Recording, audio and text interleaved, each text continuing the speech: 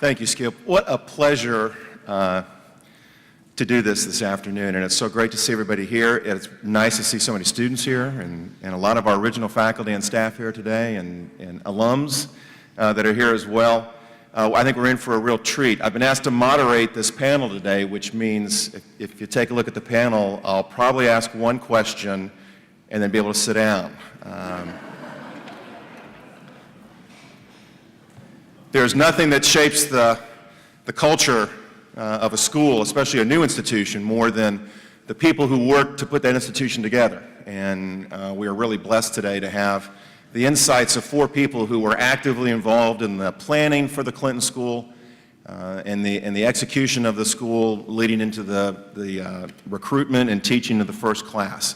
So quickly, let me introduce the panel to you, and then we'll get down to business. Pat Torvestad is here with us today, currently the Vice Chancellor for Communication at UAMS. During the planning of the Clinton School, she was Director of Planning and Development for the University of Arkansas system and played a key role in really leading the planning effort among all the various groups and representatives from the different campuses in the university system. Dr. Alan Sugg is President of the University of Arkansas system and has been since 1990. and a distinguished academic and administrative career in the state of Texas before coming back to be president of the University of Arkansas system, where he has lent his leadership and his vision to the expansion both in quantity and quality of higher education in this state through the University of Arkansas system, including the planning of the Clinton School of Public Service. Dr. Tom Bruce is with us, a distinguished career in medicine, higher education, administration, and philanthropy, served as the Dean of the School of Medicine at UAMS, lent his executive leadership skills to the Kellogg Foundation for many years, came back to the state of Arkansas to oversee the development of the School of Public Health at UAMS, and when he was through with that task, was asked to oversee the startup of the Clinton School. And our final panelist, Senator David Pryor. Distinguished and beloved statesman from the state of Arkansas, U.S. House of Representatives, Governor, should I list them all? I guess. He currently serves on the Board of Directors for the Corporation for Public Broadcasting and is also the newest member of the University of Arkansas Board of Trustees. After retiring from the Senate, Senator Pryor served for a couple years at the JFK School Institute of Politics at Harvard University, and then was asked and made his imprint on the Clinton School by serving as our inaugural dean. So please join me in welcoming this distinguished panel.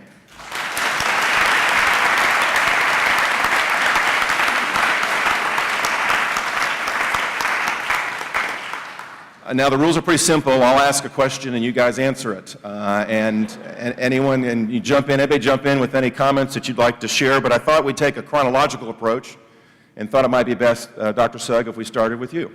And just give us a little bit of insights into how this whole process started in the formation of the Clinton School. Does this work? Can you hear me? That is on. Okay. As you know, I'm the president of the University of Arkansas system, and I want to show you today how much authority I have. And I'm going down here and pick up this chair, move this chair right up here, and I'm going to ask Skip Rutherford to come up here and sit down.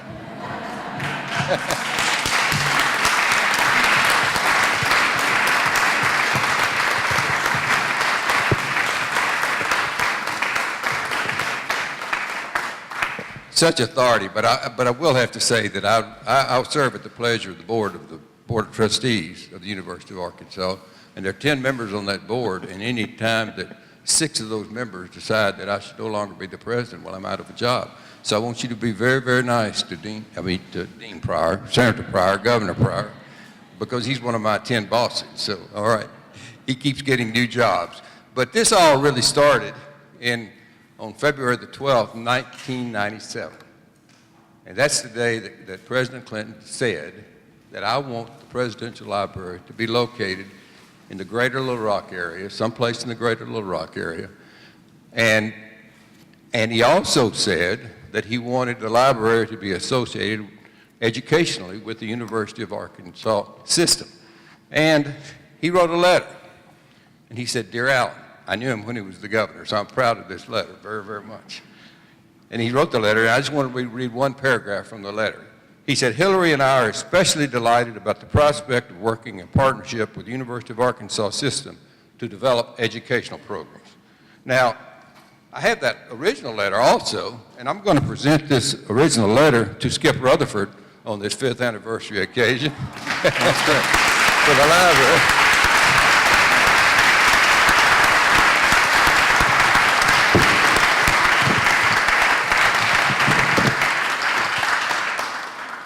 You know, if they hang it on the wall someplace in this building, well, then we'll have President Clinton's name on that letter, and you'll also have Alan Suggs' name on that letter. So I think it's a great. So I think that's great. But at any rate, he just said he wanted the University of Arkansas system to be associated with the Clinton Library to develop academic programs. We had a clean slate. We could do anything we wanted to with the educational program that was to be located here and to be taught here.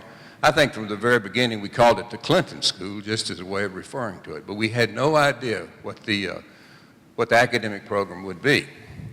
And so as a good administrator, I decided we needed some, first of all, the legislature was meeting in the spring of 1997.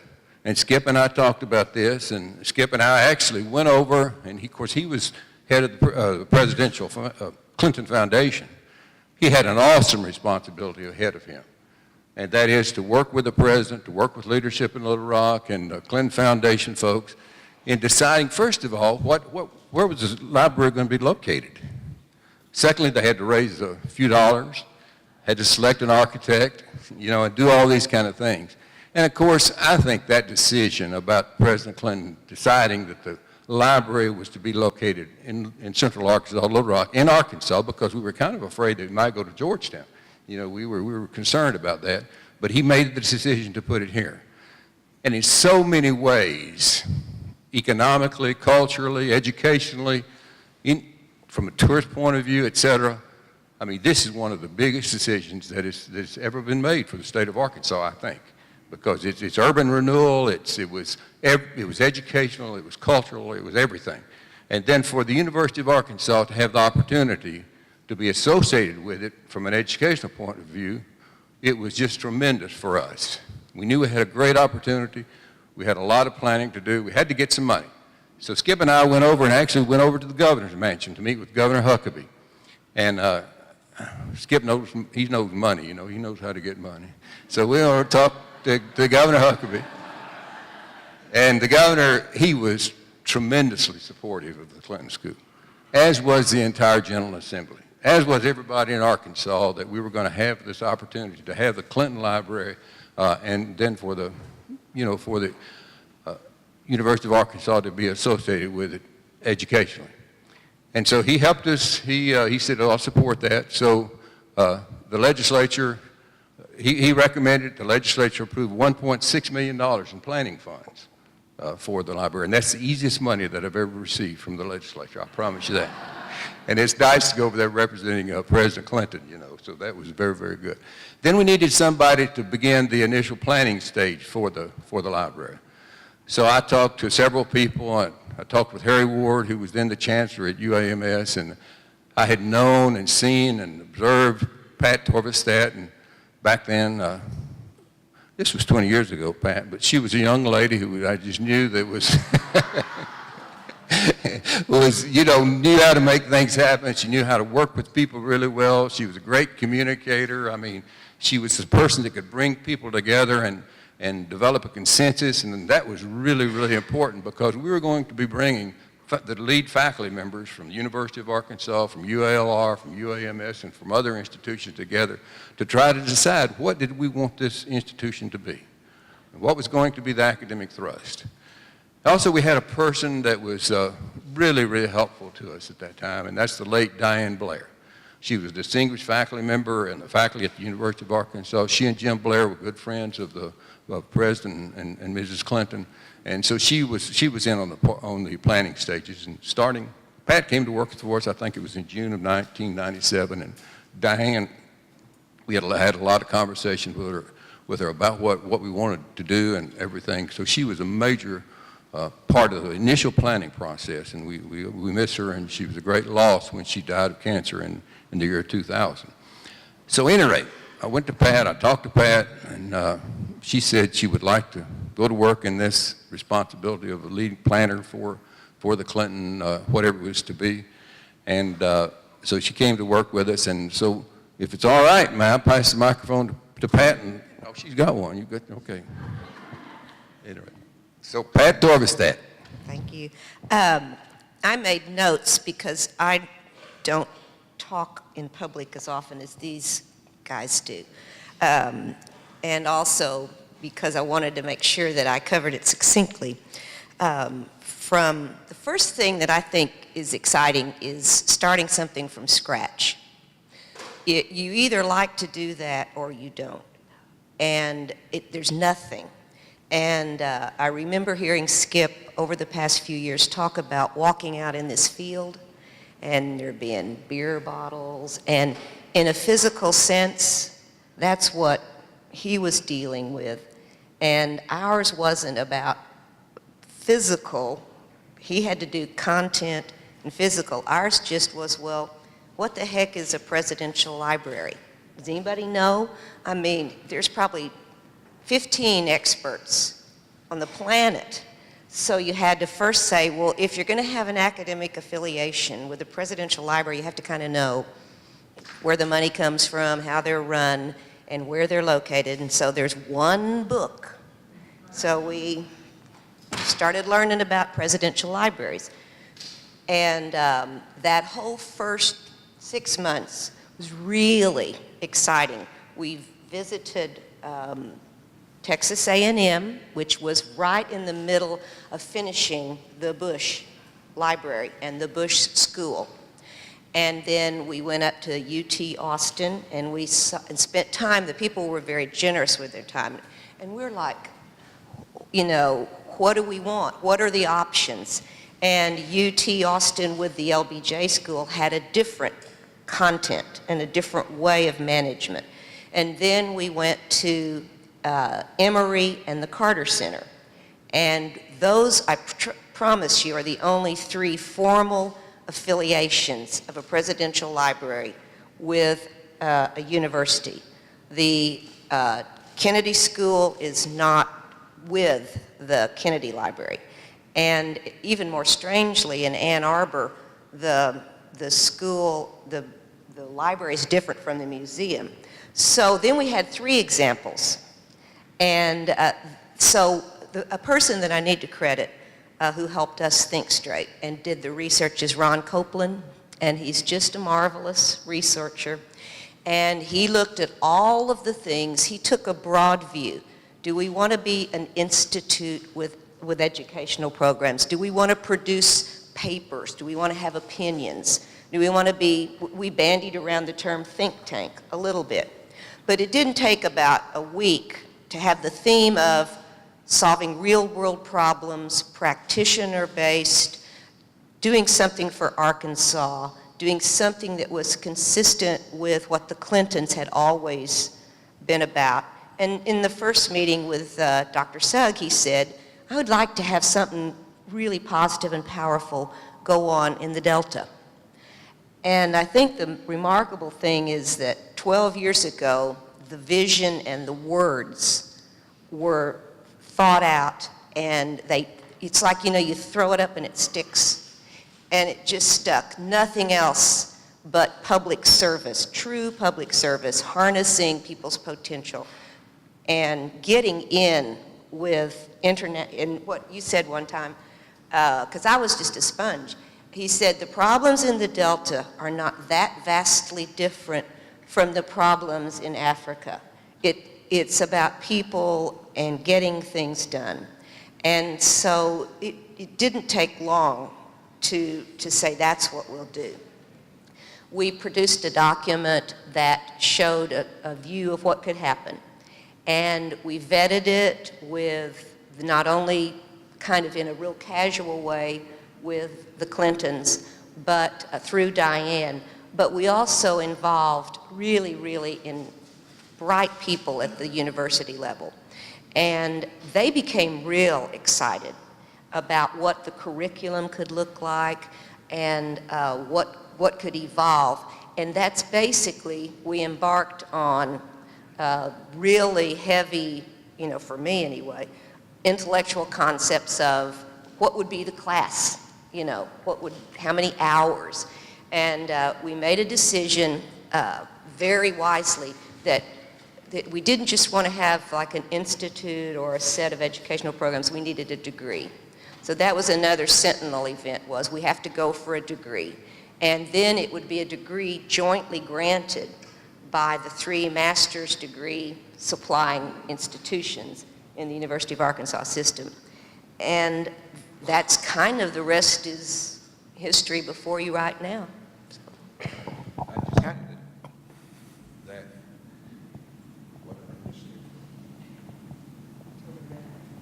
Hello? Yeah.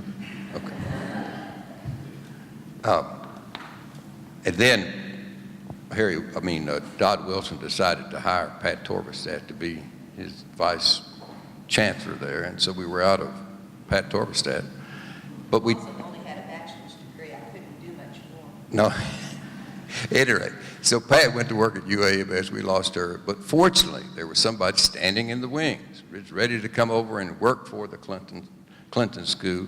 And he was ready because he had, for the last few years prior to that, or a couple of years, he had been the Dean Pro Tem, actually the first Dean of the School of Public Health over at UAMS.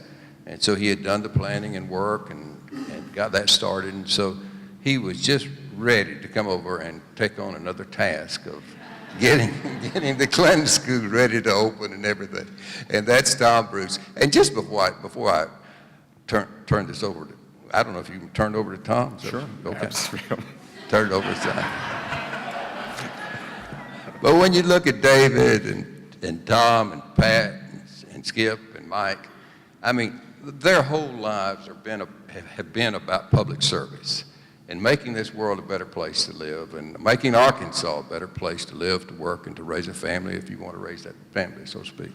And with the Clinton name and the Clinton reputation, I mean, with the leadership that we've had over these first 5 years of the Clinton School, I mean, it just had to succeed, and it's been, I think, been very, very, very, very successful.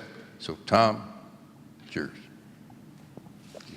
Well, this is one of the fun things I've ever done, being a part of the development of the Clinton School. From the beginning, the question for us was, what is public service? Because the decision had been made based on the recommendations of Dr. Diane Blair that this be called a school of public service. If we were going to be giving a degree in public service, and that's what we finally decided, this is going to be a degree in public service, who else was giving a similar kind of degree? And we were devastated to find that there was no such degree any place in the country. And so as we began delving into, so what is public service? It was obvious that it was a part of a family of disciplines that were generally called schools of public affairs. And they had started 50, 60 years ago as schools of public administration, dealing with the challenge of bringing people with more skills into government and into various kinds of programs. But then after nearly every state developed a school of public administration, after 30, 40 years, it became evident that they were very good at running things, at getting things going. But if you wanted to change the system, then the graduates of those schools were not quite ready for that. And so a new discipline became a second sort of tier, if you will, of schools of public policy. And those schools had a lot more analytic kind of work. They had a lot more math. They had a lot more statistics. They had a lot more economics. And the graduates of those schools were very good at kind of making calculations about what the issues were and what to do about them and how to proceed with them.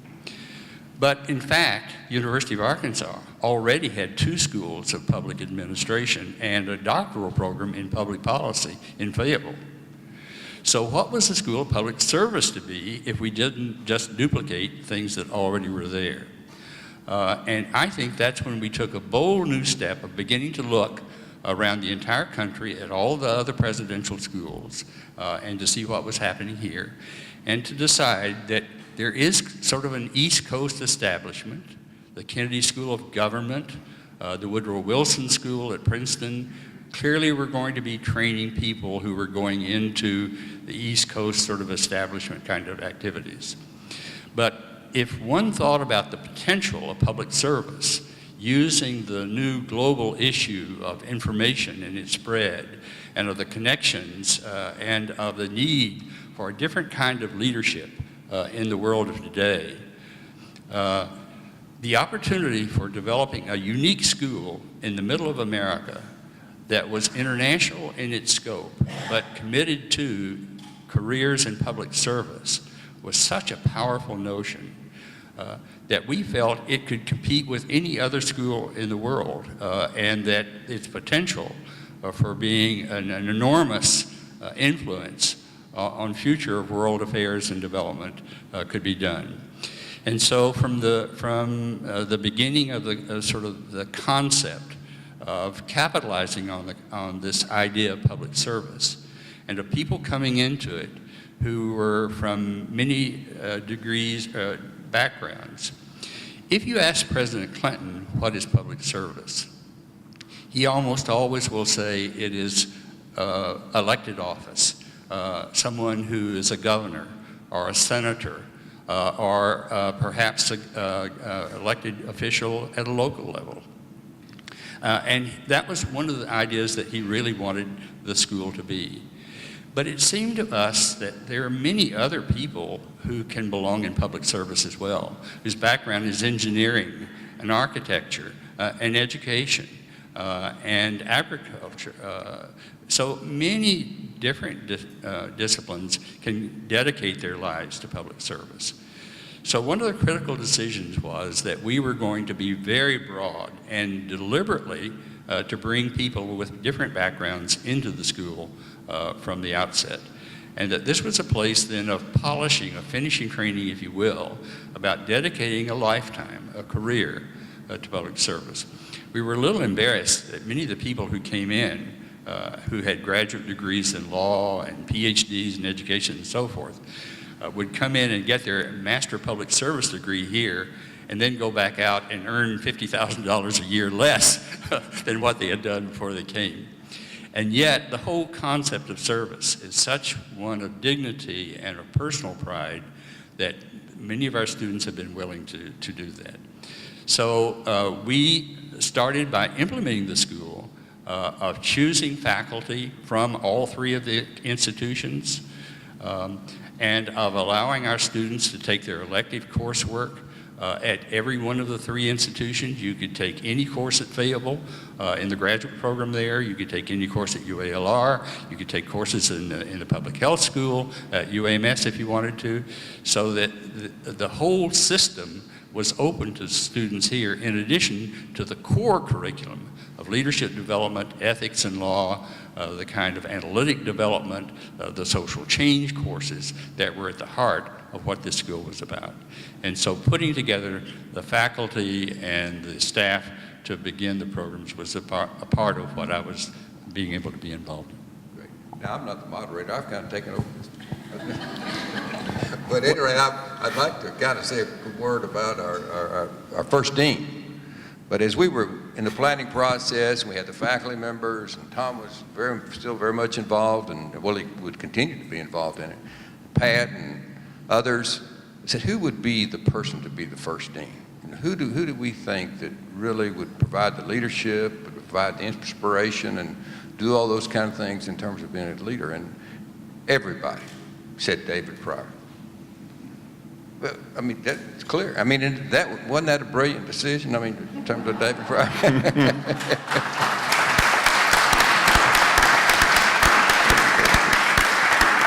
So I said, well, I'll call David and see if he'll take the job. So I got his cell phone number. I called him, and he said, hello. And I said, David, this is Alan Sugg.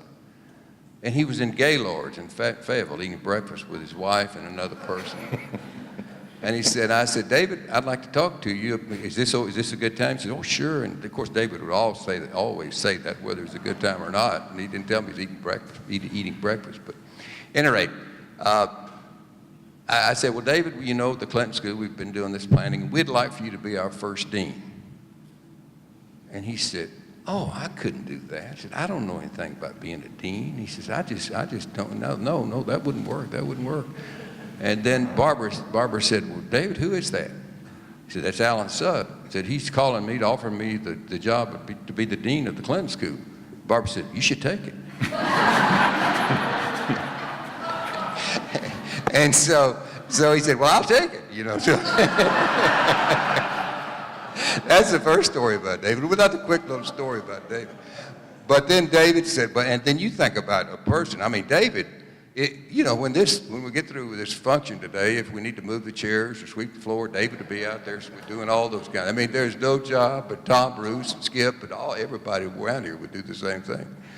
But anyway, I mean, David went to work immediately. I mean, he went to work meeting with members of the legislature. I think he met with the governor, with other people, and you know, he knew he had to get we had the planning money, but we had to have operating funds, and the legislature was meeting, et cetera. So, but that's a different time, but the legislature was meeting at the time David was named dean. And I called David. I said, David, you need to come by and talk to me. We haven't talked about compensation. We haven't talked about, you know, what's happening, et cetera. He said, well, I'll get by to see you sometime. I mean, he was doing all this pro bono. So he finally came by down to see me, and I said, David, well, are you going to, you know, you join it? He said, I love it. You know, it's really good, and it's going to be an exciting opportunity. We're going to have a great Clinton School and all those things. And I said, well, you know, I need to talk. Would you like to know what we're going to pay you? And he said, yeah, that'd be nice, you know. So I've quoted a figure to him. He said, oh, that's too much money. That's true. That's what he said. That's too much money. So I was stunned. I didn't know what to do. And so I said, because I've been working, you know, as a university president for a long, long time, and administration, that was the first time in my life anybody ever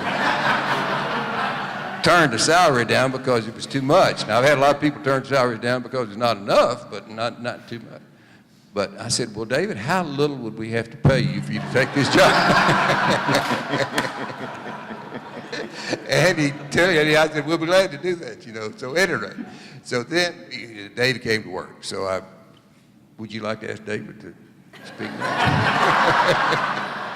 Yeah, so my second question. Oh, you're still with us, is that right? By the way, David was... Now, this is fun. I really like this. David was... I'm supposed to be the guy that filibusters here, you know. But David and I were at the University of Arkansas together. Now, he was a senior when I was a freshman, and he was Mr. Everything on campus, so everybody knew that he was going to be very, very, very successful. So they were not surprised when David became governor and the senator and all those kind of things, because he's been such a great asset to Arkansas. Now, your second question. So, Senator Pryor, what do you think? Yeah, thank you. Thank you. Well, you know, this is very emotional. This is really, really a special event. I didn't know what to expect today. I thought there'd be about 6 people. I thought Bob and Ruthie and Misty, and a few of y'all would gather some of what we call the older hands. And wow, you're all here, and thank you so much. We've all heard the old expression, flying by the seat of our pants. You're looking at the guy who was doing that at that particular time. And really, when we look in the embryonic stages of this great school, we really didn't know what to do next nor what to expect the next day would bring. And it took so many people doing so many unselfish things at that stage 5 years ago, 6 years ago, I guess. From the foundation to the legislature, the governor, and Skip had helped pave the way and grease the skid, so to speak, with some of the legislators. He had really worked that so hard. I joined up with Dr. Tom Bruce, which was truly one of the high moments, one of the great moments, I guess you would say, of my life, being able to go to work every day with Dr. Tom Bruce, and also to be able to sort of report to Diane Kelly. Diane Kelly has actually, she's been a remarkable influence on this institution. She doesn't take much credit for it. But honestly, to be able to have the Sturgis Foundation put $5 million into refurbishing this building, for example. This is truly one of the great buildings in in the South, I think. And I know there are all kind of big plans for building schools and moving this place to there and whatever.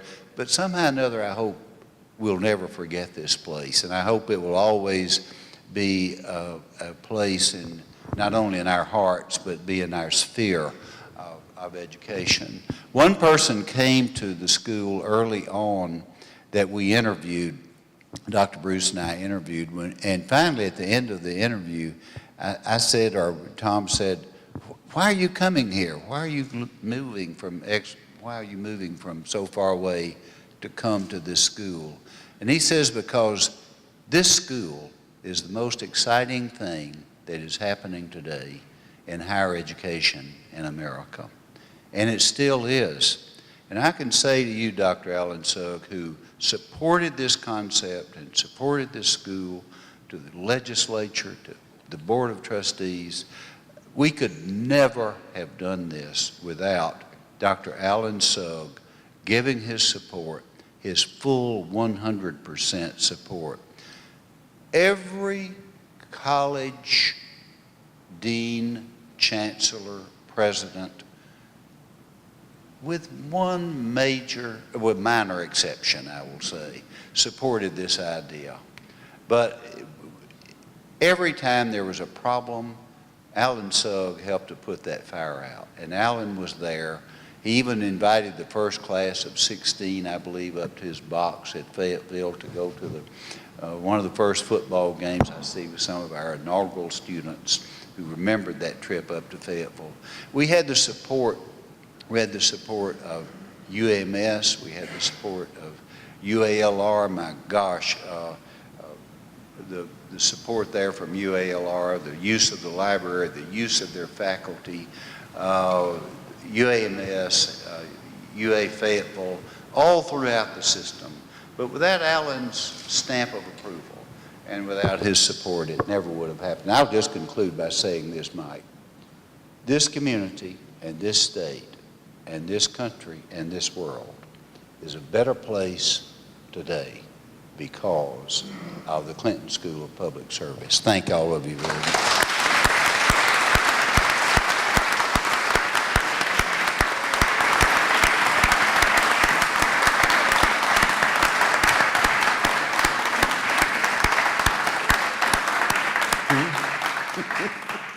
Oh, the third question? Well, at some point, I do want to open it up to questions from the floor, but I think this might be a good time just to stop for 1 second. And this is all about the history and laying the foundation of the school. We do have a lot of folks in the room today, students from the inaugural class, some of the folks that taught the first classes here, some of the initial staff. Would all of you folks please just stand up for 1 second and be recognized for your contributions to the beginnings of this school, please?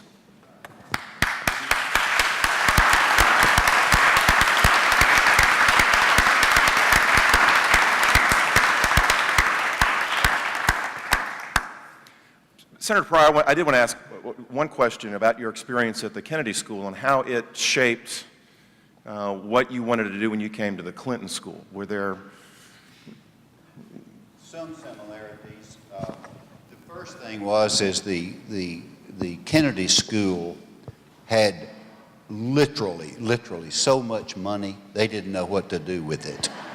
They had these huge foundations and these endowments and whatever, and about 3 nights a week they had an enormous speaker series, a lecture series, and to some extent we patterned here at the school, to some extent, at that time, sort of modest program, which is not modest anymore. Like here yesterday, you had the ambassador from Egypt, a standing room only crowd, wonderful speakers that we have had that Skip has brought into the institution, and all of you have been responsible for bringing here.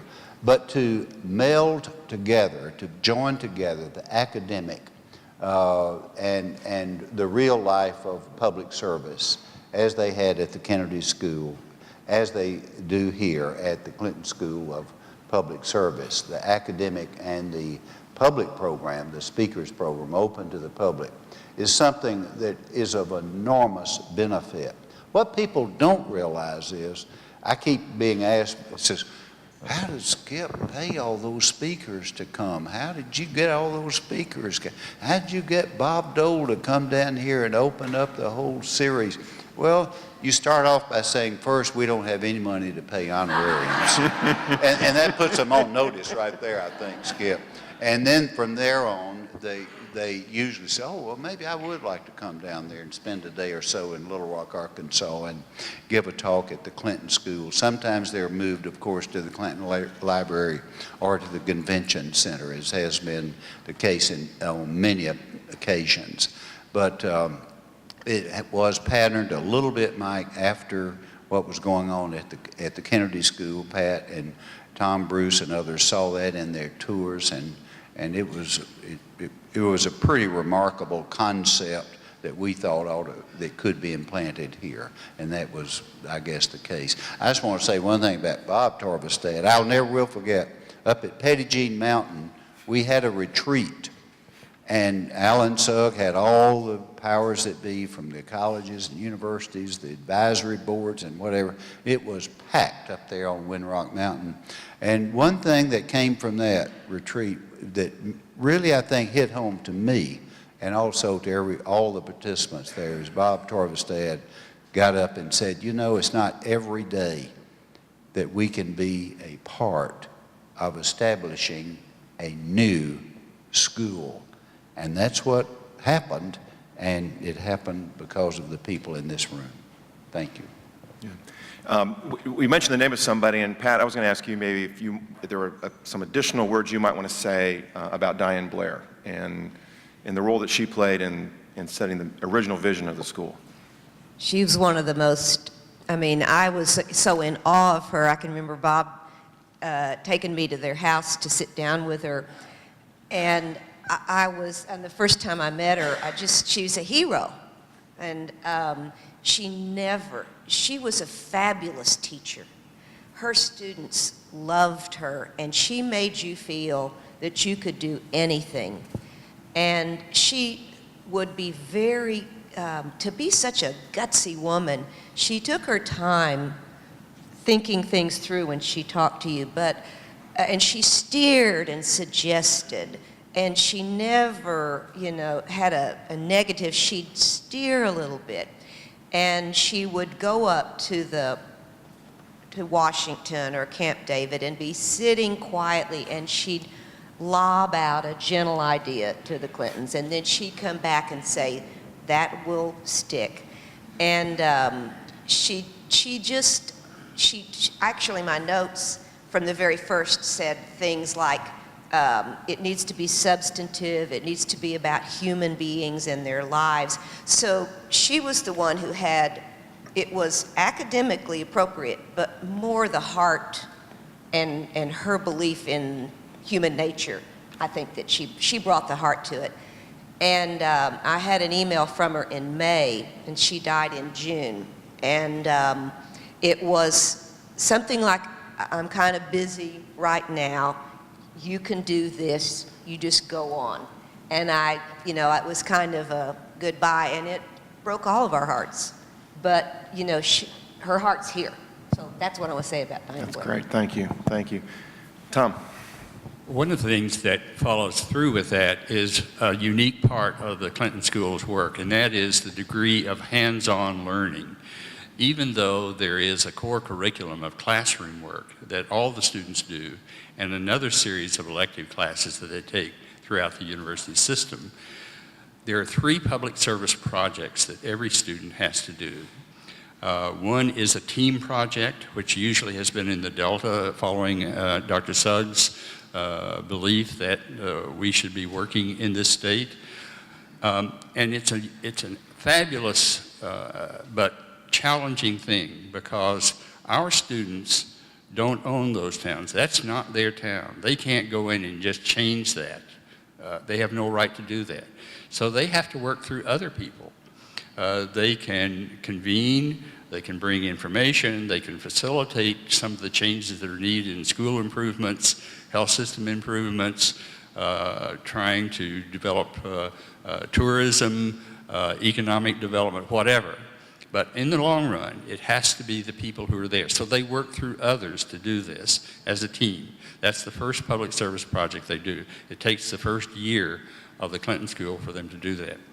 The second one is the international piece. If they're to be a part of a new global environment, to be able to work internationally in countries where often they haven't been, sometimes they can't speak, and to carry out a project there is an enormously challenging and very positive experience.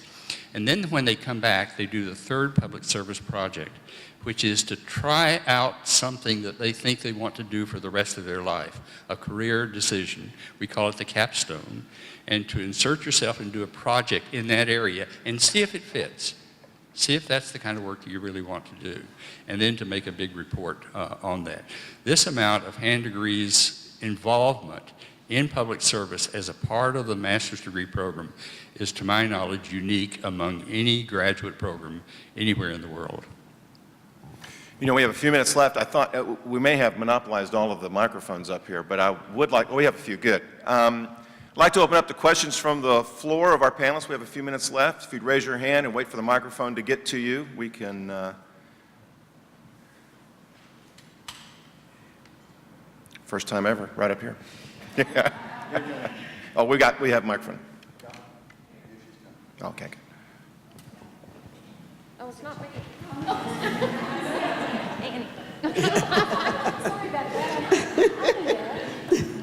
Thank you so much. Before I could even ask the question, I just want to, number one, thank all of you who have made this happen in our community. I am a firm believer in continuing education. And one of the things that has happened, because I've been a student without affiliation, to see the growth intellectually that has come out of this room, and when we have to spill over to the Great Hall, is the intellectual growth that this city has had of the citizen students. And I've seen the number of personal libraries that have been enriched because of the book signings that have been available to this community. As Arkansan, we've not been known to be known intellectually sharp.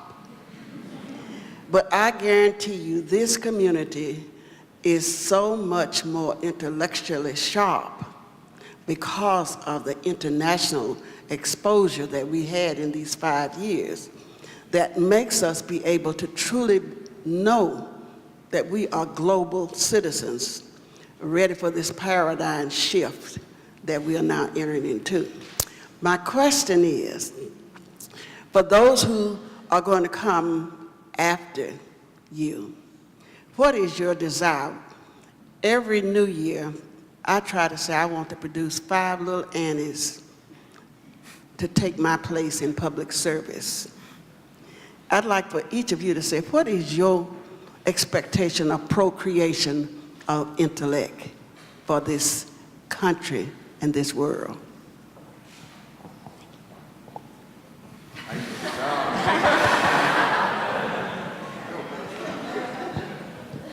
I'll try. Annie, you have put your finger on something.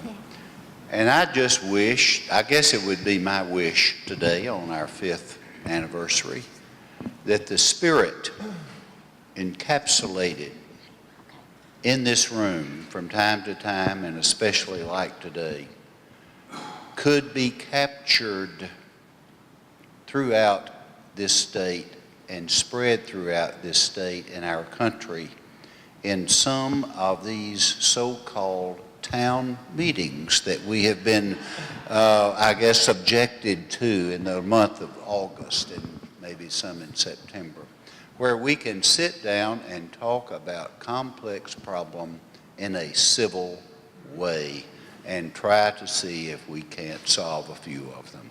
That's what I would hope we could pass on. Thank you.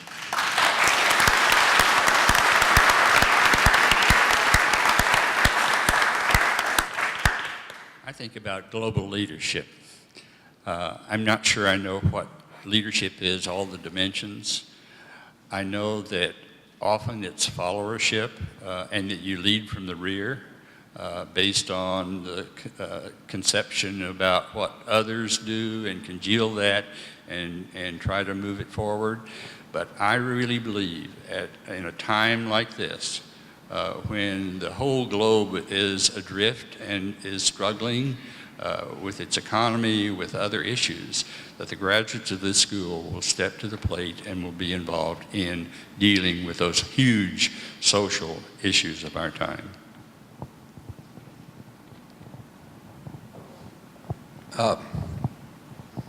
I grew up over in Helena, over in Phillips County, and I had a fabulous mother and father. They were school teachers. I mean, I grew up in an educational home, and they tried to teach me, I hope it worked to some degree, that what we should do more than anything else in terms of our lives is to treat others with dignity and respect. And then they also taught me, and I didn't know what it was called back then, but they also taught me about public service. You know, that we need to do everything we can to help others, and particularly people that needed help. And of course, we also hopefully learned that we really have to work hard if we want to be successful, you know, and that we just do what we need to do and be the best that we can be. And, I tell you what, if you're down here and you meet some of the Clinton students and see who they are and what they are, they have all those kind of values. And I just hope those same kind of values continue to come out of the Clinton School for years to come. And the Clinton School is going to make a difference. It already is making a difference in Arkansas, the nation, and to some extent the world. And President Clinton is so well respected nationally, internationally, and we just have to do what we have to do, as David said and Tom said, to make this a better place to live, and be sure to always remember that. And I think it's the most important part of leadership. And I hope I live this to some degree, is treating others with dignity and respect.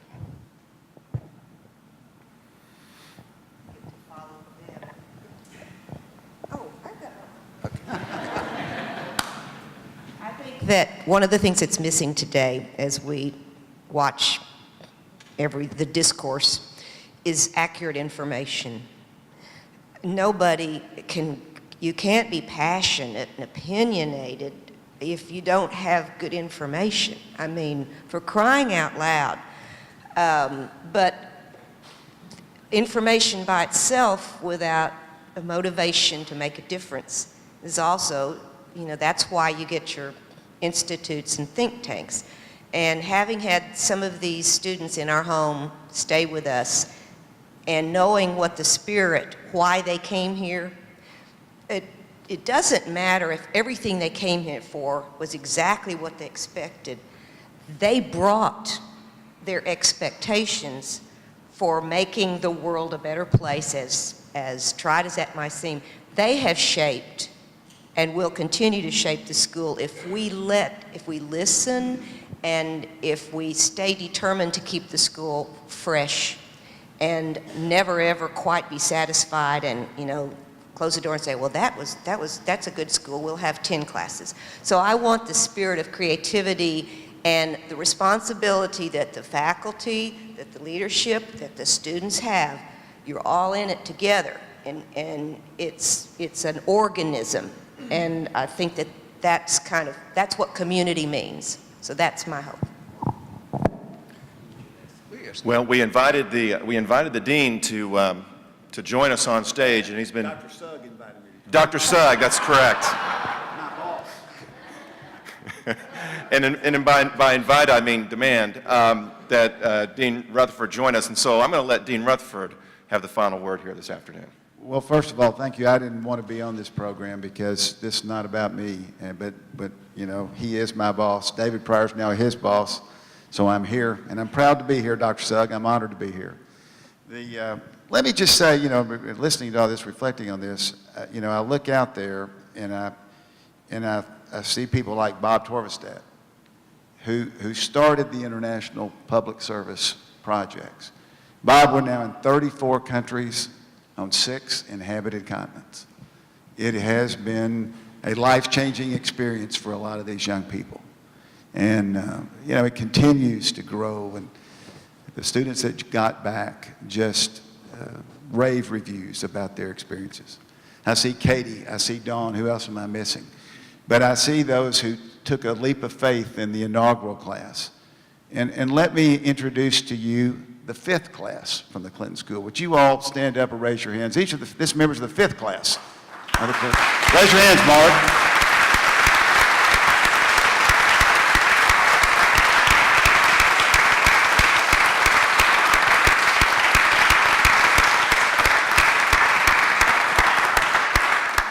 And Misty and Ann, that's just part of them, because on your shoulders stand the largest admissions ever in the history of the Clinton School, more applicants, more acceptances, and for the first time ever, more qualified people on the waiting list than on the acceptance list. 36 acceptance, 50 qualified on the waiting list.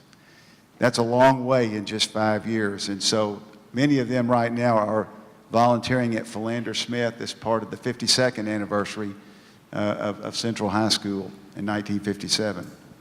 So I look at Ruthie and I look at others who have been out here, Chris Hackler's here and others, and I just want to say that we've worked hard, we've got a good team, but we're just 5 years old. I mean, we're still new. We're still learning. We're still experimenting. We're still trying to make things better. And we're going to make some mistakes, and we have. But it's the heritage that was started. And I'll conclude with this just by saying that I can't thank David Pryor, Tom Bruce, Pat, Dr. Sugg, and others. I couldn't have a better academic dean than Mike Hemphill here. Our graduation rate is now 85%.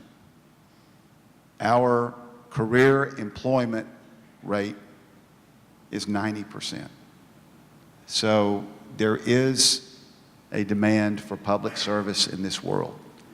And I think this school's best days are yet to be. So I just thank you all for being here and for sticking with us, for tolerating us, and for bearing with us as we grow. And finally, one final point, Representative Bruce Malik is chairman of the House Joint Budget Committee. And Representative Malik, we're glad you're here today.